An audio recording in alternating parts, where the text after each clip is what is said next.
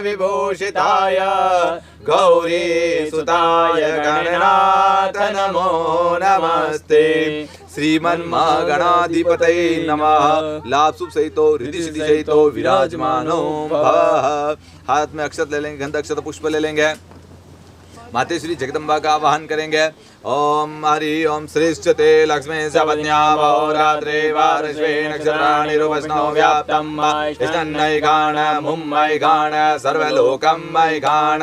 ओम महालक्ष्मी नमः। आयं स्थाप्यं पूजयामि स्नानं समर्पयामि स्नानान् गते वाद्यं अर्घ्यं जलं स्नानं समर्पयामि स्नानान् गते पंचामृत स्नानान् गते। ओम पञ्चनद्यः सरस्वतीमपि यन्ति सहस्रोऽसः सरस्वती तु पञ्चदा सोदेशेत् भव सरितः। पंचामृत स्नानं शुद्धोक्तलं स्नानं समर्पयामि मैं। ओम शुद्धबाला सर्वशुद्धबाला मणिमालस्य आश्विना श्वेता श्वेताक्षो वरुणते रुद्राय वसुपते कर्णाजामावलिप्ता रुद्रा नभो रूपाः पर्जन्याः। ओम शुद्धोक्तलं स्नानं समर्पयामि स्नानान् गते वस्त्रं समर्पयामि चन्दनं समर्पयामि महा चन्दनान्ते अक्षतं समर्पयामि पुष्पं धूपम् अग्रयामि दीपं दर्शयामि महा नैवेद्यान्ते नैवेद्यं। ओम नाभ्यासीदन्तरिषगुं शेषणोजोः समर्पयामि भूमि रुद्रा तथा लोकाम् अकल्पयन्नः नैवेद्यान्ते नैवेद्यम्।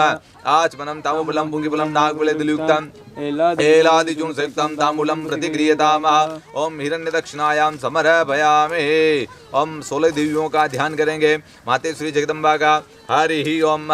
ओम अम्बा शंभवे चंद्रमौले रमणावरणा उमा पार्वती काली हेमवती शिवा त्रेणी कात्यायनी भैरवी गायत्री नवयौवना शुभकरी सम्राजलक्ष्मी प्रदा चिदरूपी परदेवता भगवती श्रीराजराजेश्वरी नमः। ओम जगदम्बा राजराजेश्वरी दिव्यै नमः। षोडश मातृका दिव्यै नमो नमः। एक नोट और 16 दिव्या हरि ओम। लो महाराज चलो। ओम जगदम्बा राजराजेश्वरी दिव्यै नमो नमः। हरि ओम। नवग्रह भगवान का भी ध्यान करेंगे। हरि ओम। ओम महाकृष्णे समर्थमानो निवेशन मृतम मृतेन चरणे सविता रथेनादि उजाति पुनान विशन्ध। ओम ह्रीं आदित्याय नमः। हरि ओम। ओम इमं देवा सपत्नगुं सपद्धोमते क्षत्राय मेते ज्येष्ठाय मेते जान राजेन्द्रियाय इमं मसे पुत्रमसे विषयक सोमस्माकं ब्राह्मणं गुं राजा। ओम सोमाय नमः। आदित्यादि नवग्रह देवताभ्यो नमः। आव्यामि स्थापयामि पूजयामि महा। नमस्करोमि महा। स्नानं समर्पयामि। स्नान करा देंगे साहब। हरि ओम। स्नानं पाद्यम पैर धोने की भावना से अर्घ्यम अर्घ्य देने की भावना से पाद्यम अर्घ्यम जलम स्नानं समर्पयामि स्नानान् गते वस्त्रं समर्पयामि महा। ओम युवा सुवासो प्रिवाता गाश्रियाण भवति तं चिराजुग्निशक्तिमनसा देवयन्ताः वस्त्रान् गते हि। ओम वस्त्रं चन्दनं समर्पयामि महा। श्रीगण्धं चन्दनं दिव्यां गण्डाढ्यमनरं विलेपनं सुरज्येष्ठा चन्दनं कृतां चन्द्रान्ति अक्षतं समर्पयामि महा। ओम एक शांतम सुरश्रेष्ठ कंकुमाक्ता शुभिता मया निवेदिता क्रियाणां परमेश्वर अक्षमक्षान्ति पुष्पं समर्पयामि पुष्पान्ति धूपम् अग्रयामि दीपं दर्शयामि वा नैवेद्यान्ति नैवेद्यं वा। आचमनं ताम्बूलं पुंगिफलं नागफलयुक्तं एलादिचूर्णयुक्तं ताम्बूलं प्रतिगृह्यतामः हिरण्यदक्षिणायां समर्पयामि। हरि ओम। नमस्करोमि। नमस्कार भी करेंगे साहब। ध्यानम। ओम ब्रह्मा मुरारे त्रिप्रान्तकारी भानो शशिभो मिसुतो बुधश्च गुरु च शुक्र शनि राहु केतवः सर्वे ग्रहा शान्तिर्ग्रहा भवन्तु सर्वे ग्रहा शान्तिर्ग्रहा भवन्तु। श्रीमन्महागणाधिपतये नमः। पीठस्थान स्थापितः। हरि ओम। नवग्रह भगवान की वहाँ चढ़ा देंगे। कलश भगवान को स्नान करा देंगे साहब। ओम असंख्याता सहस्राणुद्राभ्याम तेका गुण सहस्त्रियोजनेव धनवानि धनमसि असंख्यात देवताभ्यो नमः। कलश देवताभ्यो नमः। स्नानं समर्पयामि। ओम पंचामृतं स्नानं समर्पयामि। पंचानद्यः सरस्वतीमपि यन्ति सहस्रोऽसः सरस्वती तु पञ्चधा सोदेशेत् भव सरितः। पंचामृत स्नानं समर्पयामि महा। पंचामृत स्नानान् गते शुद्धोज्जलं स्नानं समर्पयामि महा। ओम शुद्धोज्जलं स्नानान् वस्त्रं समर्पयामि महा। ओम युवासवासो प्रिवाता गाश्रियाण भवति तं चिराजुग्निशक्तिमनसा देवयन्तः वस्त्रं समर्पयामि चन्दनं समर्पयामि महा। ओम श्रीखण्डं चन्दनं दिव्यां गण्डाढ्यं मनोहरं विलेपनं सुश्रेष्ठ चन्दनं प्रतिगृह्यतां चन्दनान्ति अक्षतं समर्पयामि महा। ओम एक्स्तान्तं सृजयिष्ठा कुमाक्ता शुभिता मया नित्या क्रियाणं परमेश्वराय अक्षं पुष्पं समर्पयामि पुष्पान्ति धूपं अग्रयामि दीपं दर्शयामि मा नैवेद्यान्ते नैवेद्यं मा आचमनं ताम्बूलं पुंजिफलं नागफले दलयुक्तं एलादिचूर्णयुक्तं ताम्बूलं प्रतिगृह्यतामः हिरण्यदक्षिणायां समर्पयामि। हरिः ओम नमस्करोमि नमस्कार भी कर लेंगे साहब। ध्यान नैवेद्य को बोलते हैं। हरिः ओम ध्यानम हम भोलेनाथ का ध्यान करेंगे साहब। ओम वंदे देव उमापतिं सुरगुरु वंदे जगत्कारणं वंदे पन्नगभूषणं मृगधरं वंदे पशूनां पतिं वंदे सूर्यशशाङ्कवर्णं वंदे मुकुन्दप्रिया वंदे भक्तजनारसयं च वरदं वंदे शिवं शंकरं भोलेनाथ की जय। हरि ओम पीठस्थान स्थापितः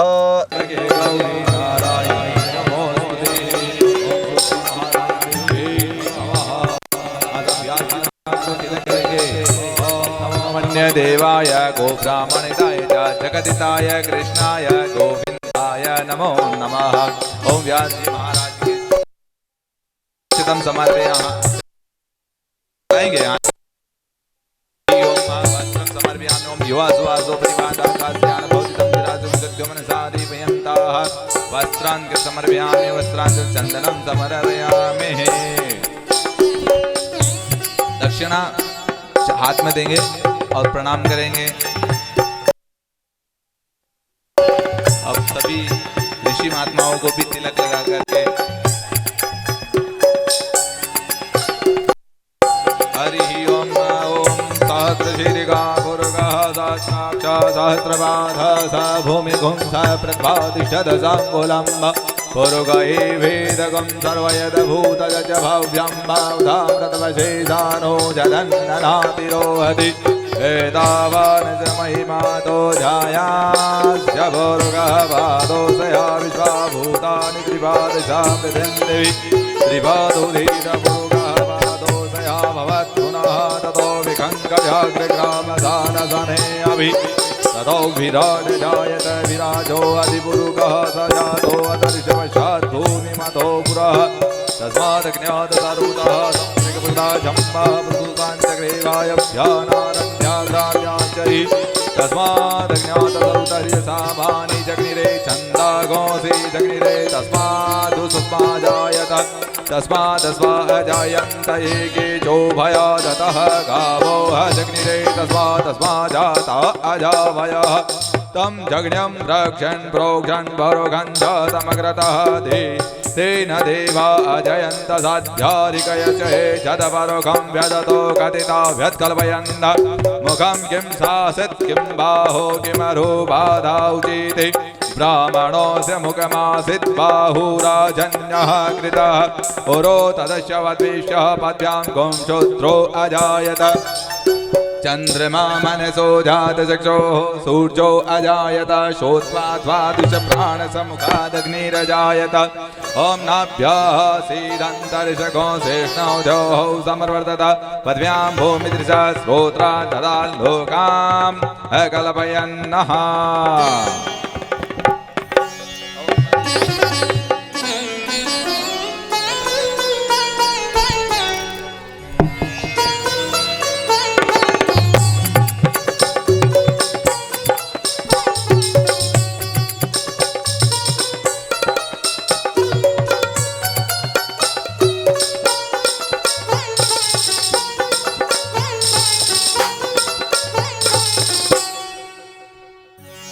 हल हल हल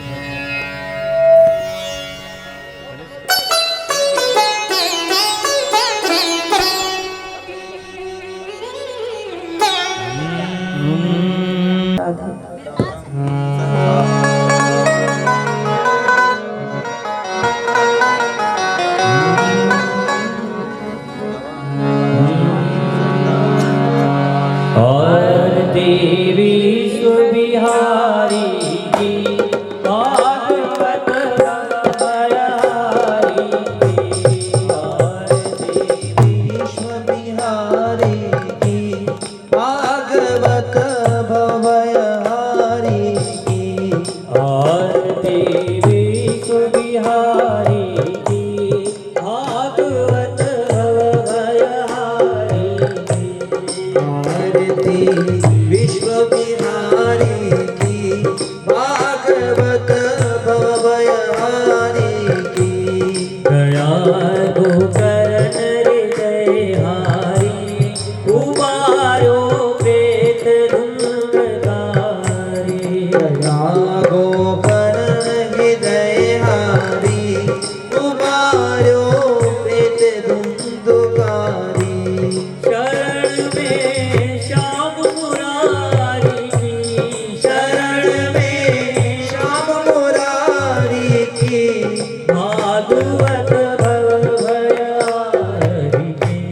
भागवत भवभयहारी की।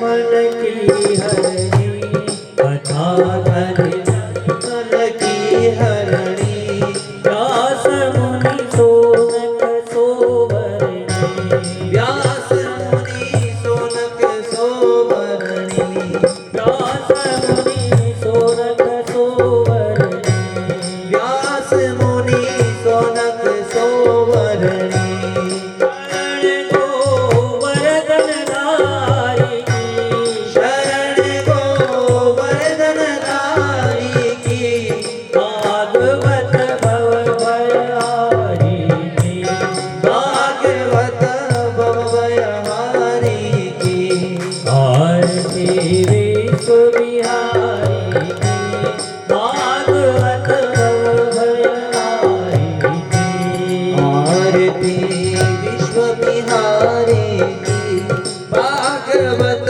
भवभयहारी की।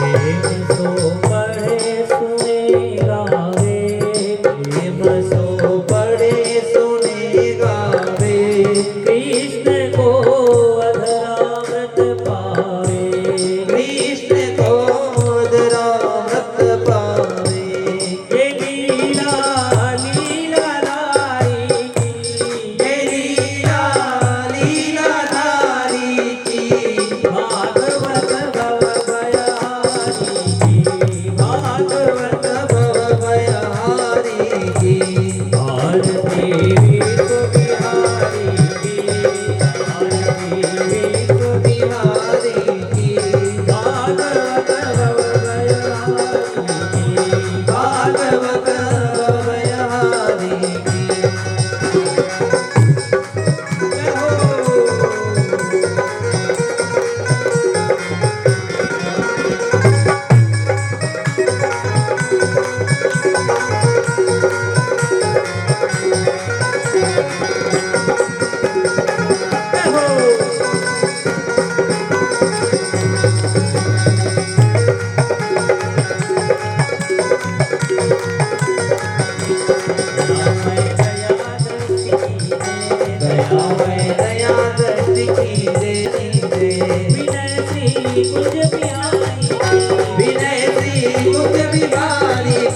भागवत भवभयहारी की आरती विश्व बिहारी की भागवत भवभयहारी की आरती विश्व बिहारी की भागवत भवभयहारी की आरती विश्व बिहारी की भागवत भवभयहारी की आरती विश्व बिहारी की भागवत भवभयहारी की भागवत भवभयहारी की भागवत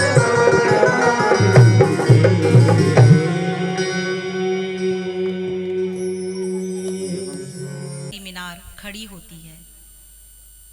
मैं इस व्यासपीठ से आप सभी का धन्यवाद अदा करती हूँ, क्योंकि तत्व में सबको निद्रा रानी आकर बहुत जल्दी घेर लेती है, लेकिन ये व्यासपीठ आपका आभार व्यक्त करती है कि इन 3 दिनों में निद्रा रानी ने आपको आकर नहीं घेरा।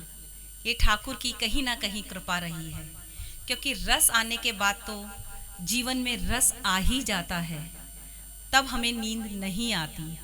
लेकिन तत्व जो है बहुत कठिन पड़ता है, हमारे जीवन के लक्ष्यों की ओर हमें ले जाने का एक प्रयास करता है, और तत्व के ज्ञान पर आप लोग खरे उतरे, ये ठाकुर का आपके ऊपर आशीर्वाद है।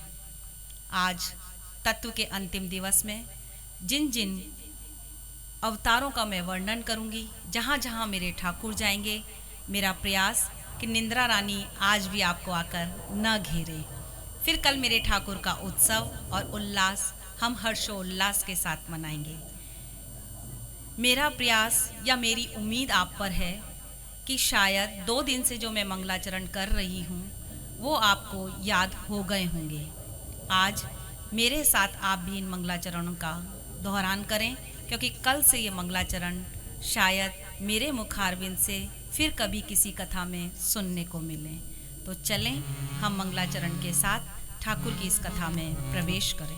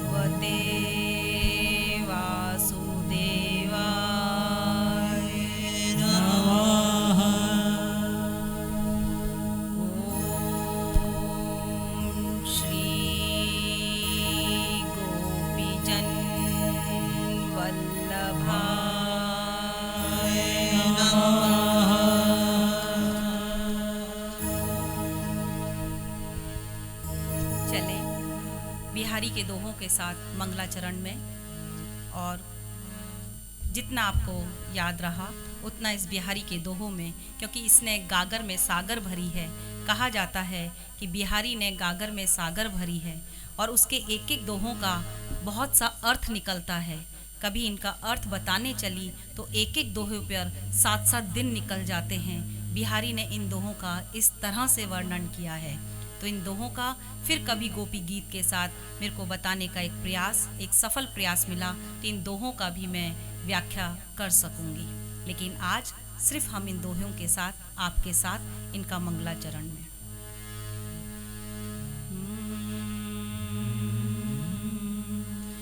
मेरी भव बाधा हरो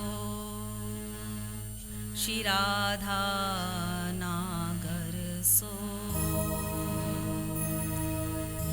जातन पर जाही पड़े श्याम हरित दुति हो।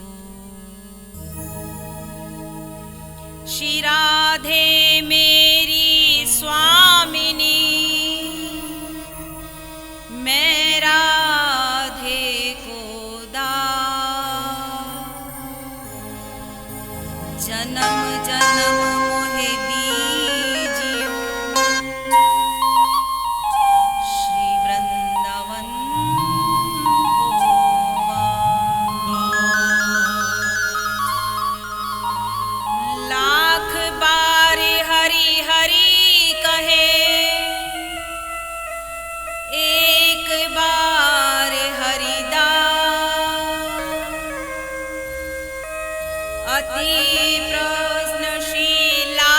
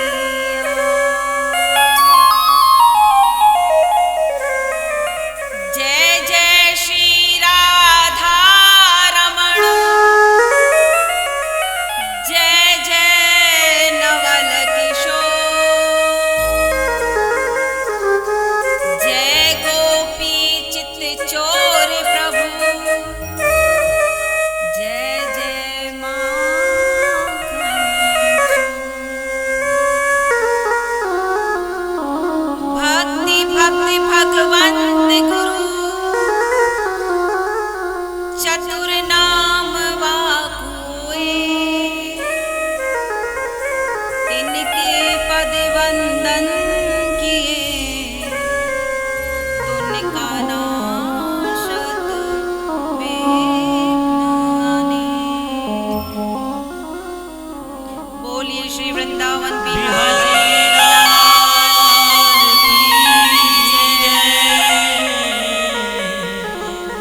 बाल कृष्ण कन्हैया लाल की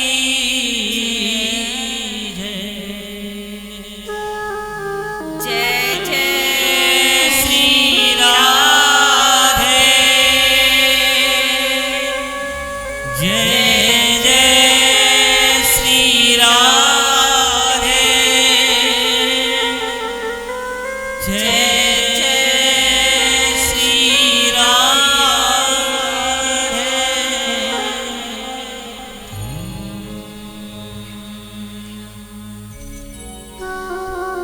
तन में श्री जी, मन में श्री जी, गाऊं श्री जी, सुंदर श्याम।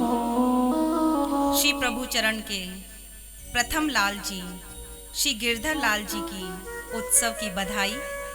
प्रभु चरण के पंचम लाल जी श्री रघुनाथ जी के प्राकट्य उत्सव की आज आप सबको मंगल बधाई। बहुत बहुत बधाई आपको इन वल्लभ कुल के बालकों की बधाई के साथ साथ आज एक बधाई और है जो आज हम अंतर्राष्ट्रीय पुरुष दिवस के रूप में मनाते हैं।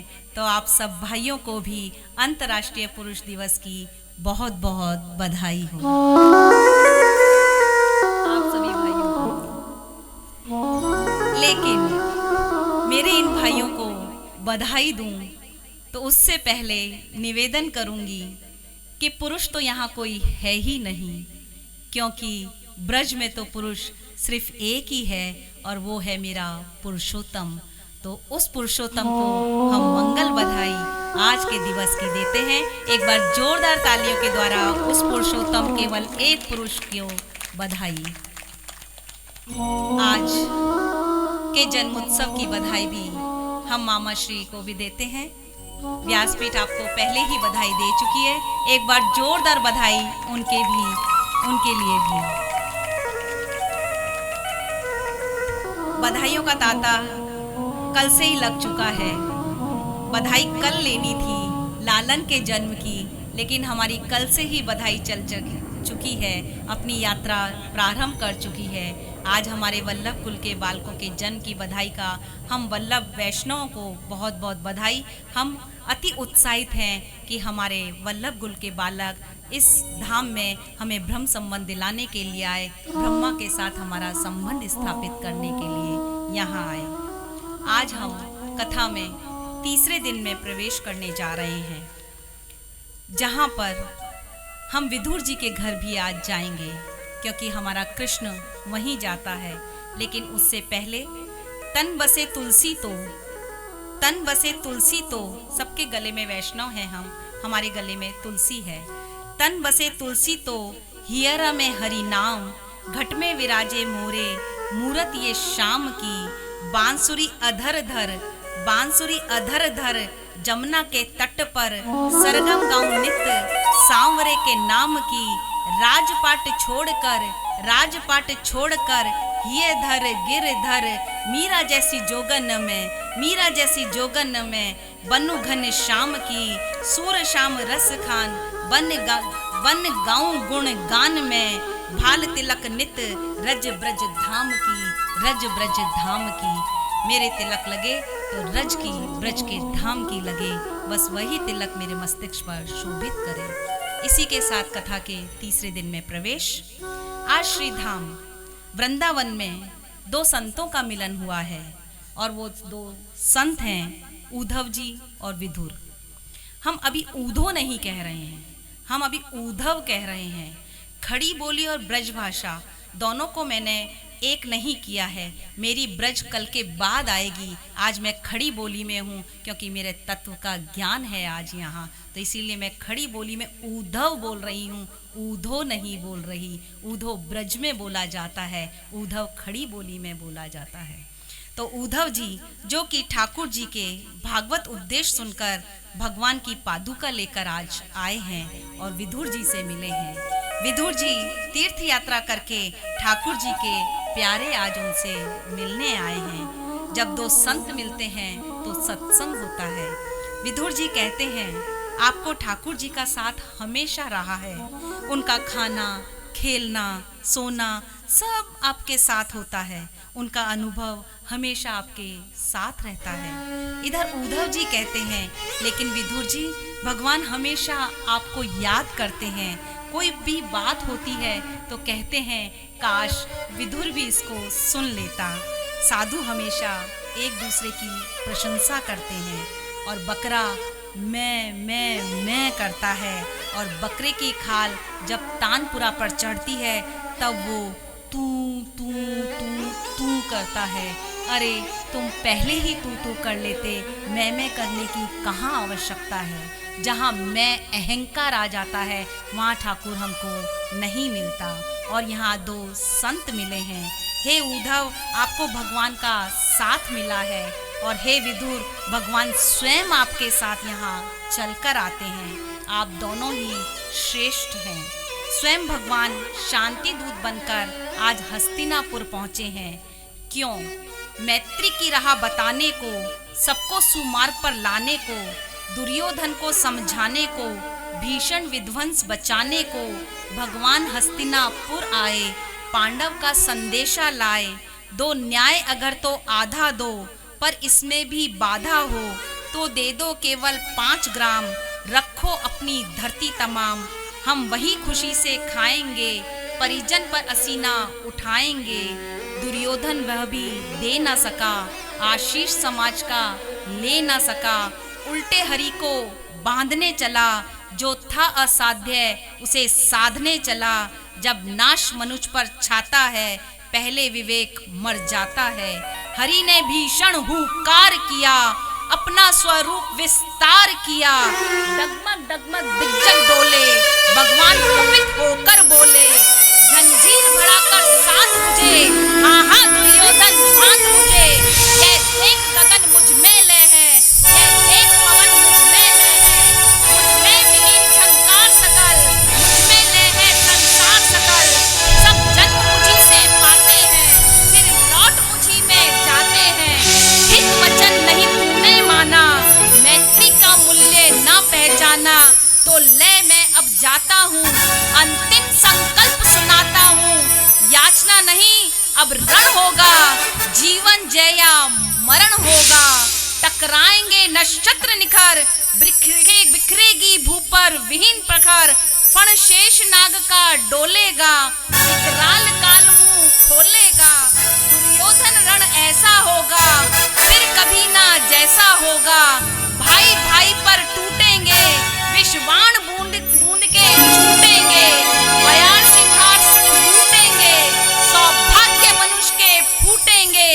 आखिर तू भूशराई होगा, हिंसा का परदाई होगा। थी सभा सन, सब लोग डरे, चुप थे या बेहोश पड़े।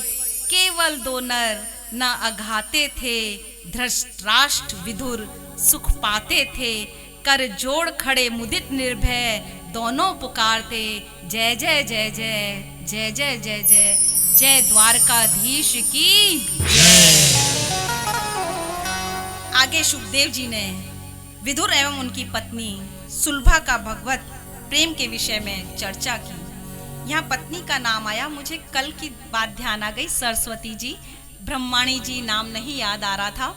मैं अजमेर से मेरी एजुकेशन हुई और पुष्कर में ही सिर्फ ब्रह्मा जी का मंदिर है और रूट कर सावित्री जी दूसरे पहाड़ पर बैठी हुई हैं। तो वो रूट कर क्यों गई थी, उसके पीछे भी एक कहानी है कि वो वहाँ क्यों गई थी और ब्रह्मा जी को क्यों दूसरा विवाह करना पड़ा।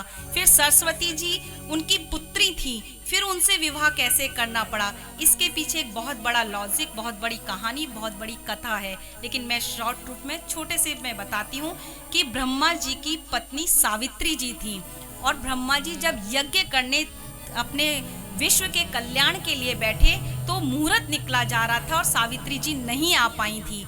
तो उन्होंने गो के मुख से गायत्री जी का जन्म करवाया था और फिर उनको अपने वाम अंग में बैठवाया था। तो जैसे ही सावित्री जी आती हैं, उन्हें क्रोध आ जाता है कि मेरी जगह पे दूसरी स्त्री कैसे बैठी। तब उन्होंने उनको श्राप दिया कि तुम आज के बाद कहीं पूजे नहीं जाओगे, जहाँ यज्ञ वेदी है बस वहीं पे तुम्हारा मंदिर बनेगा और कहीं तुम्हारा मंदिर नहीं बनेगा। इसलिए पूरे विश्व में ब्रह्मा जी का एक ही जगह मंदिर है और वो है पुष्कर में। और सावित्री जी का भी दूसरी पहाड़ी पर, अगर आप वहां से दर्शन करें तो आपको दूसरी पहाड़ी पे सावित्री जी का छोटा सा मंदिर दिखाई देता है।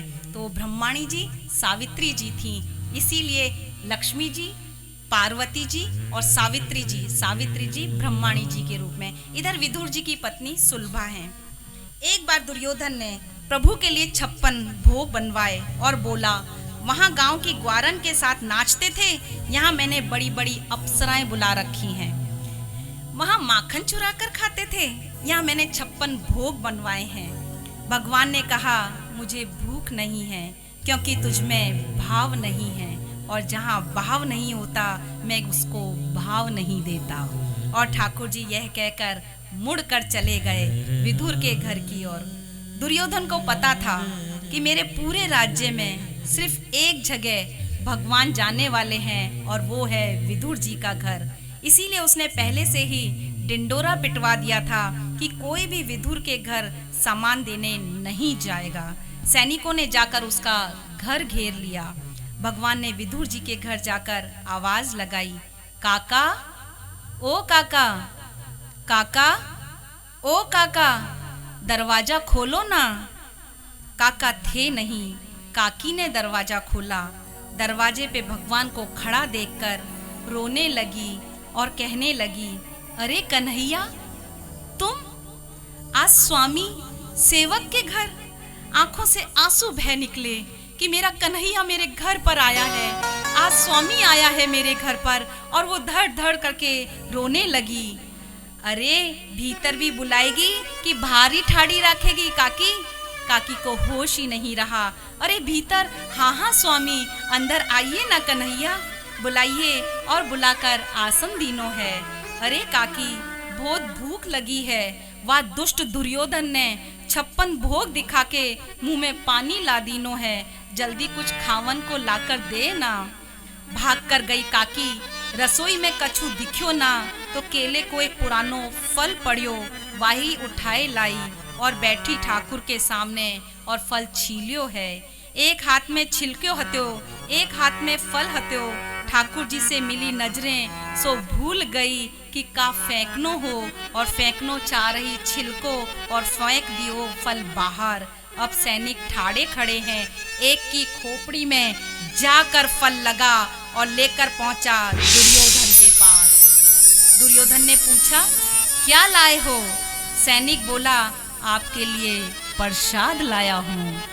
आप कहते थे बाहर से अंदर कुछ नहीं जाना चाहिए, लेकिन वहां तो अंदर ही इतना कुछ है कि बाहर फेंका जा रहा है। काकी ने तोड़ तोड़ कर आज छिलको खवायो है। ठाकुर जी खा के मस्त हो रहा है। छिलका ही खा लेने ठाकुर ने। वाह वाह वाह ठाकुर, तेरी का बात है। बोले, काकी ऐसो स्वादिष्ट ऐसी डिश तो मोए कोई ने ना खवाई आज तक। एक तरफ सफेद, एक तरफ पीली, वामे भी काले काले चकता के दाग। आज तक मैंने ऐसी डिश नहीं खाई। का बात है।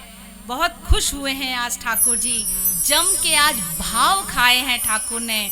ठाकुर भाव खावे भाई, या को मतलब ये ना कि भाई कल तक आप छिलको ही खवा दो मोए ठाकुर को। आज तक तो केले खवायो ना, केलो खायो ना, चलो कल से छिलको ही खवा दें। मेरे ठाकुर कुछ कछु ना खावें, खावें तो केवल भाव खावें। आपके मन के भाव ठाकुर के सामने चाहिए। मतलब ये ठाकुर जी ने आज खूब जम के भाव खाए हैं।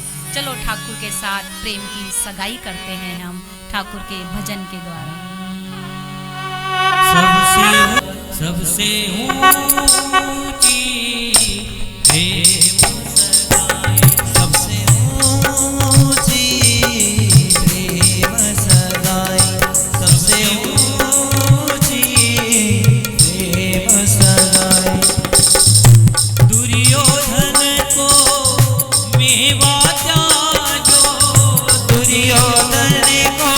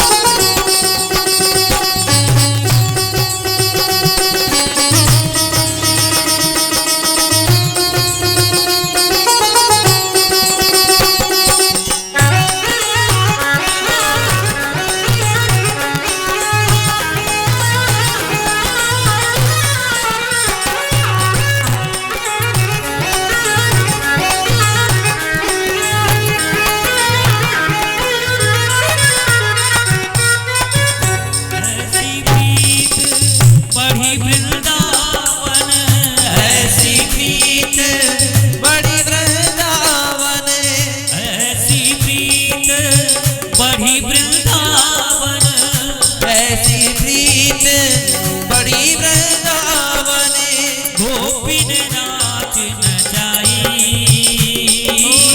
गोपिन नाच नचाई, सबसे जय हो प्रेम सगाई, सबसे ऊंची प्रेम सगाई, प्रेम के बदन सेवा कीनी, प्रेम के बदन सेवा कीनी, आप बने हरि नाई, आप बने हरि नाई, सबसे ऊंची प्रेम सगाई, सबसे ऊंची प्रेम सगाई, सूर क्रूर ये लायक नाही, सूर क्रूर ये लायक नाही, कहला जो बढ़ाई, सबसे ऊंची राधे प्रेम सगाई, सबसे ऊंची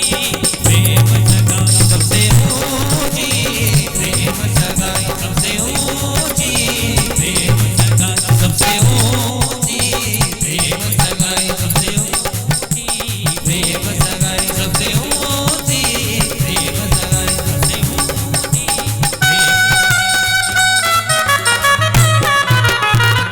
भाव खावे हैं। दोनों संतों में यही बात चलती रही, आप श्रेष्ठ हो, वो कहते आप श्रेष्ठ हो, दोनों यही कहते रहे। इसी को एक दृष्टांत के तहत समझें कि एक बार महात्मा बुद्ध एक पेड़ के नीचे बैठे थे। उस पेड़ के नीचे बैठकर वो अपनी तपस्या, अपना ध्यान लगा रहे थे। वहीं कुछ बच्चे भी खेल रहे थे। उस पेड़ पर फल लगे हुए थे। बच्चे पत्थर से उन फलों को तोड़ रहे थे, लेकिन गलती से एक बच्चे से वो पत्थर बुद्ध के माथे पे लग गया और खून निकलने लगा। बच्चे डर गए और महात्मा बुद्ध के पास आकर क्षमा मांगने लगे।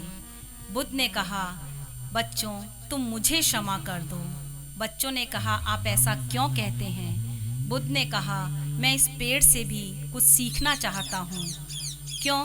क्योंकि तुम इस पेड़ को पत्थर मारते हो तो ये तुम्हें फल देता है, और तुमने मुझे पत्थर मारा और मेरा जरा सा रक्त निकल गया तो तुमको मैंने डर दे दिया, इसीलिए मैं तुमसे क्षमा मांगता हूँ। आज तो सुखदेव जी काफ़ी आतुर हैं, हाँ में हाँ मिलाए जा रहे हैं। इधर विदुर जी और उद्धव जी दोनों आपस में बात कर रहे थे। रात बीती, सुबह हुई। उद्धव से विदुर ने कहा कि जो भागवत धर्म आपको भगवान ने सुनाया है वही भागवत धर्म आप हमें भी सुनाइए। उद्धव ने कहा, हम नहीं सुना सकते, हे विदुर जी, आपको ये मैत्री जी सुनाएंगे, क्योंकि मैत्री मुनि हैं और मुनि ही इसका वर्णन कर सकते हैं, उन्हीं को इसका अधिकार है। क्योंकि जब भगवान उद्धव को भागवत धर्म, भागवत कथा सुना रहे थे तो उन्होंने मैत्री जी को अपने पास खड़ा किया था, और उसे इसीलिए पास में खड़ा किया था कि वो आपको भागवत धर्म सुना सकें। भगवान चाहते थे कि वो आपको ये उपदेश सुनाएं। उद्धव ने कहा, कथा सुनाना मेरी मर्यादा नहीं, मेरा कुल नहीं, मेरा इतिहास नहीं, मैं जानता नहीं, इसीलिए मैं आपको यह नहीं सुना सकता। शास्त्र अध्ययन से नहीं मिलता, शास्त्र कृपा से मिलता है। इसीलिए कितना भी अध्ययन कर लो, ठाकुर की कृपा जरूरी है। और कहते हैं, हे ठाकुर, इस दुनिया से ठोकर खाई ना होती तो तेरी याद आई ना होती। अब आगे चलते हैं देवहूति के विवाह की तरफ। मैंने 3 कन्याओं का कल वर्णन किया था, उसमें से देवहूति के विवाह के पास हम चलते हैं। कंदर्प ऋषि एवं देवहूति का यहाँ पर वृत्तांत है। कथा आगे कहती है, इधर ब्रह्मा जी की छाया से उत्पन्न कंदर्प ऋषि हुए, बड़े विद्वान थे। उनकी तपस्या से खुश होकर स्वयं भगवान उनके पास आए। कंदर्प ऋषि चौंके, आप क्यों आए प्रभु? आपका क्या प्रयोजन है? देखो, बड़े बड़े संत भगवान से प्रश्न पूछ रहे हैं कि आप क्यों आए और आपका प्रयोजन क्या है, आपका उद्देश्य क्या है। भगवान ने कहा, आदेश दिया उन्हें कि अब आप गृहस्थ में प्रवेश करो। कंदर्प ऋषि बोले, क्यों विषय में डालते हो ठाकुर? आपका लक्ष्य क्या है, बस ये बता दो मुझे। भगवान ने कहा, मैं आपके यहाँ पुत्र रूप में आना चाहता हूँ। कंदर्प जी तो उछल कर खड़े हो गए, प्रभु मेरे यहाँ आप आएंगे, बताइए मुझे क्या करना है, आप किसके गर्भ में आना चाहते हैं। भगवान ने कहा, अभी मनु जी अपनी पुत्री देवहूति के साथ आ रहे हैं, आप देवहूति के साथ विवाह करो, मैं उसी के गर्भ में आना चाहता हूँ। इतना सुनते ही कंदर्प ऋषि दरवाजे की ओर चल दिए। भगवान ने पूछा, कहाँ जा रहे हो? ऋषि ने कहा, वो वहां से आ रहे हैं, मैं यहाँ से चल देता हूँ, समय बच जाएगा। जिस लक्ष्य में आपका आगमन हो उसमें देर किस बात की। भगवान ने कहा, ऐसा उतावलापन मत दिखाना, पहले 2-3 बार मना करना, फिर हाँ भरना। अब मनु देवहूति को लेकर कंदर्प ऋषि के पास आए तो आते ही कंदर्प ऋषि बोले, शादी नहीं करनी, शादी नहीं करनी, शादी नहीं करनी, अब करनी है। मनु बोले, ये क्या था?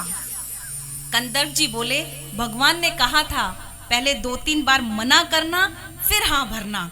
तो भगवान भी कंदर्प ऋषि के भोलेपन को देखकर उनकी आंखों में भी पानी आ गया और उस पानी से जो एक बूंद इस धरती पर गिरी वही बिंदु सागर तीर्थ बन गया, वही बिंदु सागर तीर्थ बन गया। कंदर्प ऋषि और देवहूति का विवाह हुआ। कंदर्प ऋषि को देवहूति ने स्नान करने को कहा तो कंदर्प ऋषि स्नान करके आए और दोनों रूपवान हो गए। उनके 9 कन्याएं हुई। बहुत दिन व्यतीत हो जाने पर भगवान ने श्री कृष्ण ने कंदर्प जी के विरह से देवहूति के गर्भ से इस प्रकार प्रकट हुए जैसे लकड़ी में से अग्नि प्रकट होती है। अभिष्ट मनोरथ को पूर्ण करने वाले आदि पुरुष श्री नारायण ही अपनी योग माया से कपिल के रूप में भगवान का अवतरण हुआ, जिसके दर्शन मात्र से काम और क्रोध मिट जाते हैं। बोलिए कपिल भगवान की।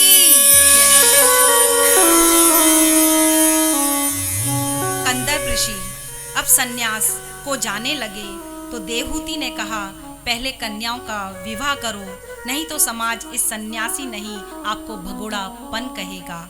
9 कन्याओं का विवाह किया। अब कपिल भगवान 5 वर्ष के हो गए।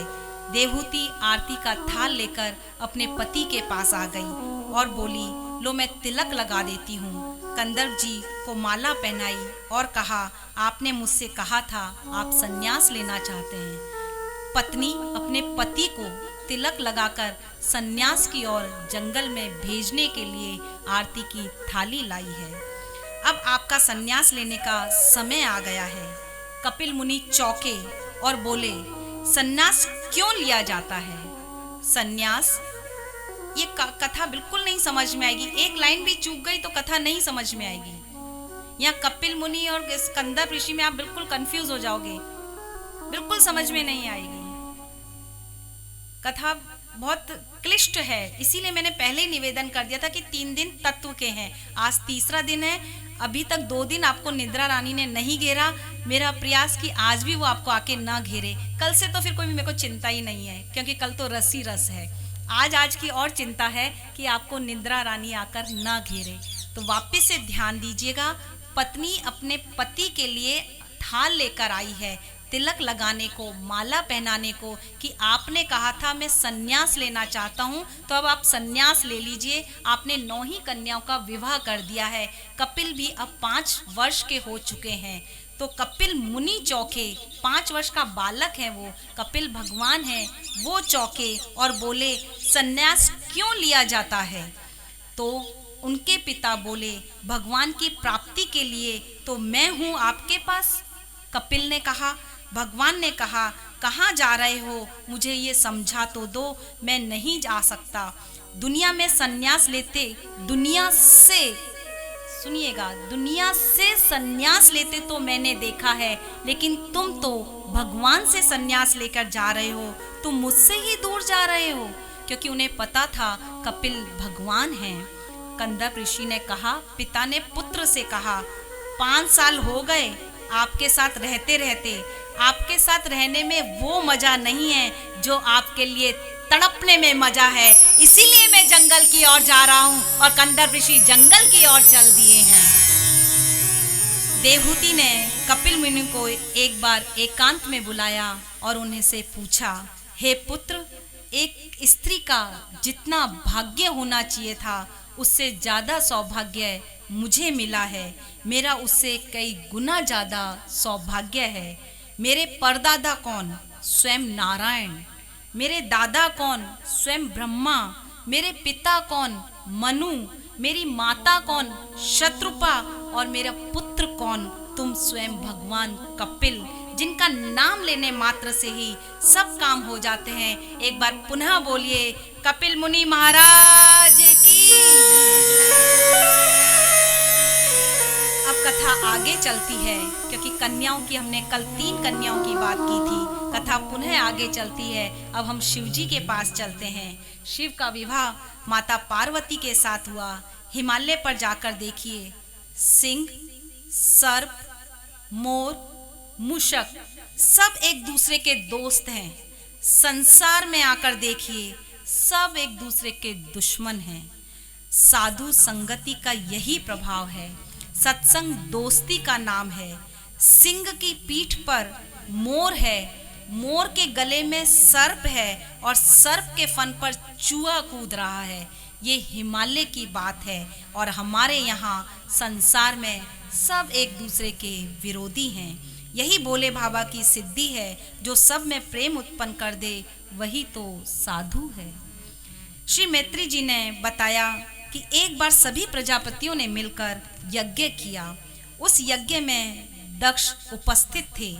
शिवजी के अतिरिक्त सभी देवगणों ने खड़े होकर दक्ष को प्रणाम किया। दक्ष को यह देखकर बड़ा क्रोध आया कि शिवजी अपने आसन से खड़े नहीं हुए, उनके सम्मान में खड़े नहीं हुए, उनका स्वागत नहीं किया, तो दक्ष ने भी शिव का अपमान कर दिया। भगवान शिव ने दक्ष की ऐसी अपमानजनक वाणी सुनकर वो वहां से चले गए। भगवान शिव के चले जाने से सब उपस्थित जन भी अपने अपने धाम को चले गए। यज्ञ अधूरा रह गया। कुछ समय पश्चात ब्रह्मा जी ने दक्ष को प्रजापतियों का अधिपति बना दिया। दक्ष ने बृहस्पति नामक यज्ञ का आयोजन किया। उस यज्ञ में सभी देवताओं को अपनी अपनी पत्नी के साथ आमंत्रित किया गया। सभी अपनी पत्नियों के साथ पधारे, परंतु दक्ष ने उस यज्ञ में भगवान शिव और पार्वती को आमंत्रित नहीं किया। उस यज्ञ में उनका आसन नहीं रखा।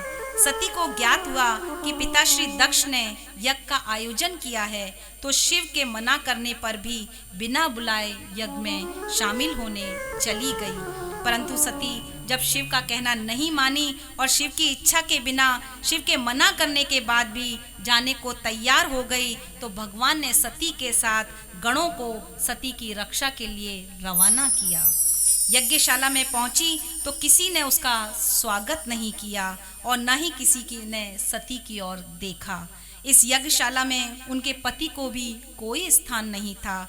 उसने क्रोध में आकर यज्ञ की वेदी में ही कूदकर प्राण त्याग दिए। जब शिव को कोई स्थान नहीं मिला तो पार्वती ने यज्ञ की वेदी में ही कूदकर अपने प्राण त्याग दिए।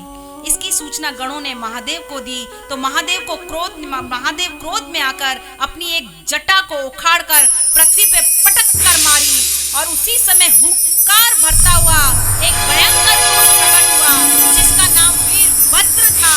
वीरभद्र ने दक्ष के यहाँ जाकर यज्ञ को नष्ट कर डाला और कैलाश लौट आया।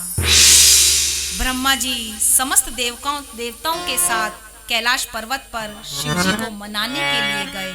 वह प्रार्थना की, आप सभी यज्ञों को पूर्ण करने वाले हो प्रभु।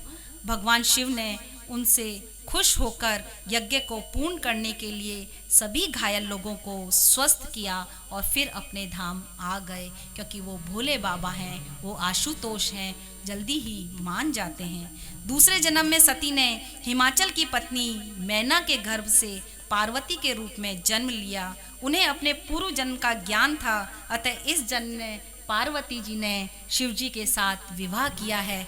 चलें हम भी हिमालय की ओर शिव और पार्वती के विवाह।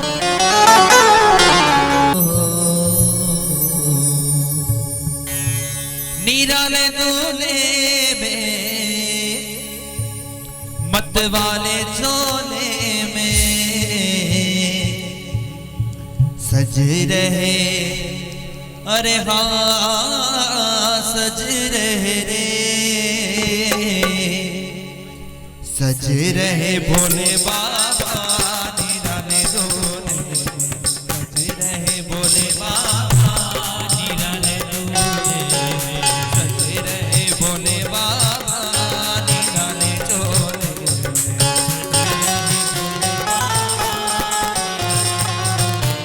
निराले डोले में मत वाले डोले में, निराले डोले में मत वाले डोले में, निराले डोले में निराले डोले में मत वाले डोले में सज रहे भोले बाबा, सज रहे भोले बाबा निराले डोले। अरे देखो भोले बाबा की अजब है बात, भोले बाबा की चले हैं सज ले करके भूतों की बारात, चले सज लेके भूतों की बारात, सज रहे भोले बाबा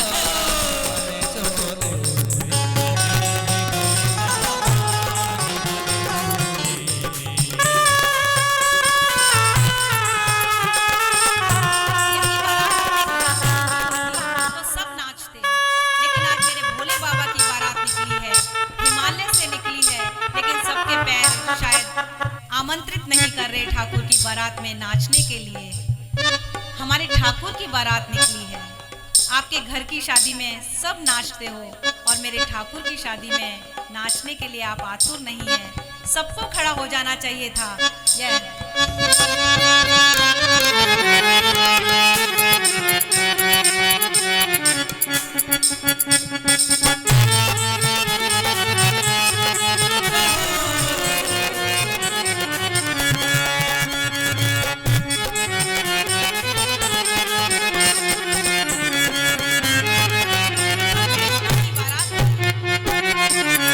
भेष निराला जय हो, भेष निराला जय हो, ये भंग का प्याला जय हो, ये भंग का प्याला जय हो, सर जटा बिराजे जय हो, तन भस्म रमाए जय हो, घोड़े मृगशाला जय हो, गले नाग की माला जय हो, शीश पे चंदा जय हो, मस्तक पे गंगा जय हो, कर डमरू साजे जय हो, त्रिशूल विराजे जय हो, भूतों की टोली लेके चले ससुराले, भूतों की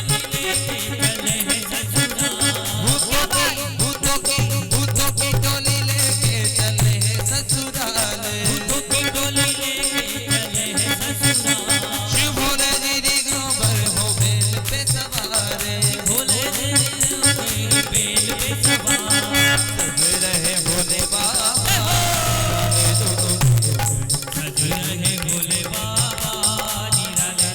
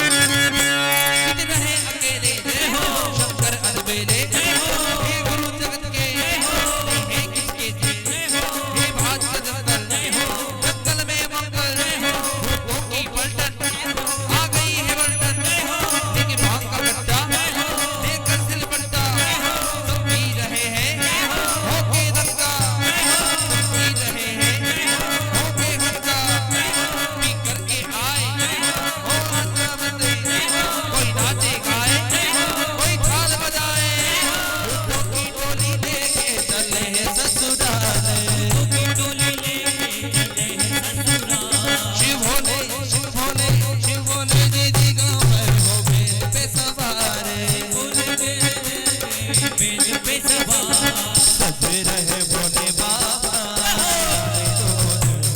सज रहे भोले बाबा निराले दूल्हे में मत वाले दूल्हे में निराले दूल्हे में मत वाले दूल्हे में निराले दूल्हे में निराले दूल्हे में मत वाले दूल्हे में और सज रहे भोले बाबा निराले दूल्हे निराले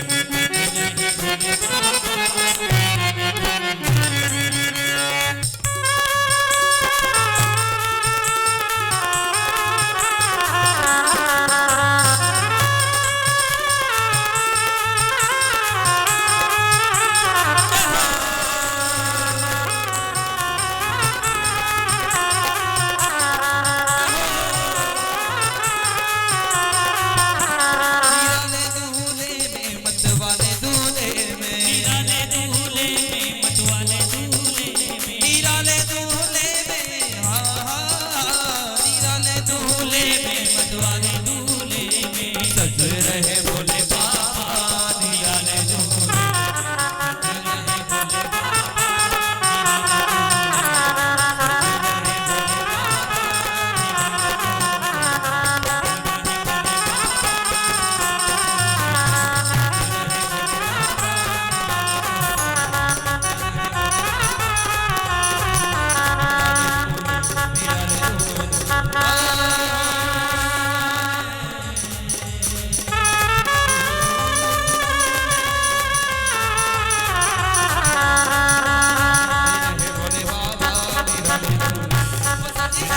बाबा निराले दूल्हे सज रहे भोले बाबा निराले दूल्हे सज रहे भोले बाबा निराले दूल्हे सज रहे भोले बाबा निराले दूल्हे